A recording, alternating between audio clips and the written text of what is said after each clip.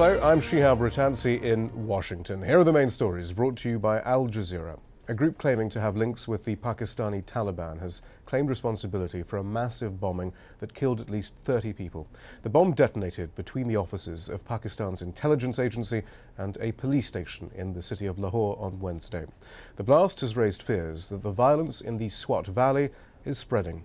Imran Khan has more from Lahore. This is the first time we're seeing this kind of attack in Lahore. Now, it has shades of the Marriott bombing in September of 2008, where a truck bomb exploded in the blast wave, really smashing a number of buildings around it. And that's exactly what we're seeing here in Lahore. Now, rescue attempts are still going on. They're likely, as the night goes on, to turn into recovery attempts. I've spoken to one rescue worker who says there are bodies still trapped underneath the rubble.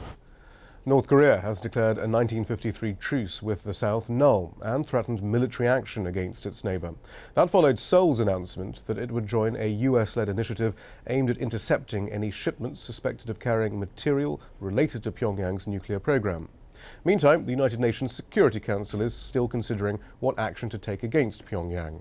Kristen Salumi has more. The United Nations Security Council is moving full speed ahead on a sanctions resolution to deal with North Korea's nuclear threat. And if council members have divisions among them on how to proceed, they are not showing that to the media. They are being very tight-lipped about how they are going to proceed, trying to come up with a draft resolution on just how to deal with this threat.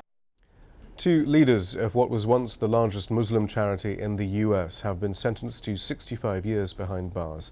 A Texas judge also handed down lesser sentences to three other former officials of the Holy Land Foundation. Late last year, all five men were convicted of funneling money to Hamas.